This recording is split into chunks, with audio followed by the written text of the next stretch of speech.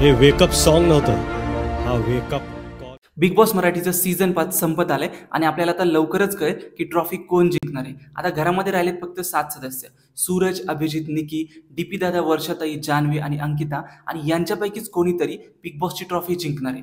तुम्हाला काय वाटतं कोण जिंकेल आणि तुमचं कोणाला सपोर्ट आहे?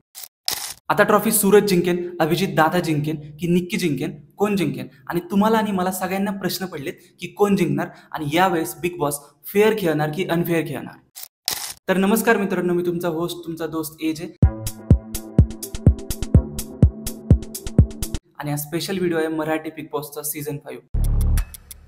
मराठी बिग बॉसचं सीझन 5 अनेक कारणांमुळे चर्चेत राहिले. मग ते रितेश भाऊंचं होस्टिंग असू दे, निकीचं वागणं असू दे, तिची ते स्टेटमेंट असू दे, जान्हवीचा ॲरोगन्स, निकी अरबाज, सूरजचा साधेपणा, अभिजित दादाचा कूल ॲटिट्यूड आणि आर्याने वाजवलेली कानाखाली. लोकांनी सगळ्यांना स्ट्रोल केलं, अगदी रितेश भाऊंना सुद्धा. आणि लोकांनी कौतुक सुद्धा केलं काही कंटेस्टंटचं, त्याच्यामध्ये सूरज, पॅडी दादा, अभिजित यांचं. शोचा TVR एवढा हाय असून सुद्धा शो अवघ्या 70 दिवसात बंद झाला. का? तर बिग बॉसला कंटेंट मिळत नव्हता कंटेस्टंटकडून. टीम ए फक्त कंटेंट देत होती. टीम बी कडून बिग बॉसला काहीच कंटेंट मिळाला नाही. त्यामुळे हा शो बंद पडतोय का? मराठी बिग बॉसच्या सीझन 5 मध्ये कंटेस्टंट कसे खेळले, कोणाकडून किती फुटेज मिळालं आणि कोण विनर होईल याच्याविषयी थोडक्यात जाणून घेऊया. सूरज चव्हाण जेव्हा हा बिग बॉसमध्ये आलता तेव्हा कोणालाच वाटलं नव्हतं की हा फायनलिस्ट असेल, बट लोकांनी त्याला ऑलरेडी विनरच बनवलाय. त्यानं बिग बॉसमध्ये जास्त काही केलं नाही. तो एकदम साधा आहे, त्याला गेम कळत नव्हता, बट त्याचं बिग बॉसमध्ये असणंच खूप होतं. निकी तांबोळे जी हिंदी बिग बॉसचा पण पार्ट होती आणि तिला एक्सपिरियन्स होता, त्याच्यामुळे तिने घरात जो काही राडा घातलाय ना एकदम कमाल. आणि तिचं बाई एवढं फेमस झालंय की काही विचारू नका. आणि तिनं एवढं फुटेज घेतलंय, मला असं वाटतं की हा बिग बॉसचा शो नव्हता, हा निकीचा शो होता. आणि मला असं वाटतं की ती फायनलिस्ट असेल आणि ती ट्रॉफी पण जिंकू शकेल. तिचे चान्सेस आहेत ट्रॉफी जिंकायचे. Abhijit Sawant Indian Idol season 1चा विनर आणि मराठी बिग बॉस सीझन 5चा विनर तो असेल की नाही, काय वाटतं तुम्हाला?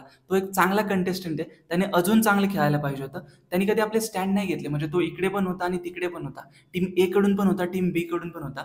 सगळ्यांशी तो चांगला वागायचा. त्यानं कधी असा स्वतःचा स्टँड घेतला नाही.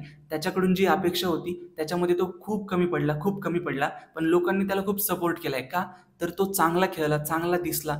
त्यानं कधी कोणाला वाईट नाही बोललं. त्याच्यामुळं कदाचित मला असं वाटतं की अभिजित पण एक फायनलिस्ट असेल आणि ट्रॉफी जिंकण्याचे चान्सेस त्याचे पण खूप आहेत. जान्हवी किल्लेकर मराठीतली एक ॲक्ट्रेस आणि जिनं सिरियलमध्ये काम केलंय. आणि पॅडी दादा आणि वर्षाताई यांच्यावर जे तिचं स्टेटमेंट होतं ना, त्याच्यामुळे लोकांनी तिला खूप ट्रोल केलं की तुम्ही मला परत चेहरा दाखवू नका. पॅडी दादांना बोलते की तुम्ही ओव्हर ॲक्टिंग केली आहे. आणि या स्टेटमेंटमुळे ती खूप चर्चेत राहिली. आणि मला असं वाटतं की तिने अजून चांगलं खेळायला पाहिजे होतं. टीम ए कडून न खेळता तिने टीम बी कडून खेळायला पाहिजे होतं, तर तिला जास्त फायदा झाला असता. आणि मला असं वाटतं की ही कंटेस्टंट फायनलिस्ट नसेल, तिचं फायनलिस्टमध्ये नाव नसेल आणि ट्रॉफी जिंकण्याचे चान्सेस तिचे खूप कमी आहेत. वर्षा उसगावकर मराठीतल्या एक सीनियर ॲक्ट्रेस, ज्यांनी 90चं दशक गाजवलं आणि घरामध्ये त्यांनी जो काही गेम खेळलाय ना, तो कोणालाच नाही आवडला. त्या टीम ए कडून पण होत्या आणि टीम बी कडून पण होत्या. आणि त्यांनी सगळ्या प्रेक्षकांची निराशा केली. त्यांच्याकडून जी अपेक्षा होती त्यांनी ती कधीच पूर्ण नाही केली. त्यांनी आपला गेम नाही दाखवला आणि त्याच्यामुळे वर्षाताईंचं ट्रॉफी जिंकण्याचे चान्सेस खूप कमी आहेत. आणि त्या फायनलिस्ट पण असतील की नाही याच्यावर पण शंका आहे. अंकिता वालावलकर एक इन्फ्लुएन्सर ते बिग बॉसच्या घरापर्यंतचा प्रवास, म्हणजे ज्यावेळेस ती बिग बॉसमध्ये आलती सगळेच चक्रावले होते, मी सुद्धा. आणि घरामध्ये तिनं जो काही गेम खेळलाय ना एकदम कमाल. तिनं स्टँड घेतला आणि ती शेवटपर्यंत टीम बी कडूनच खेळली.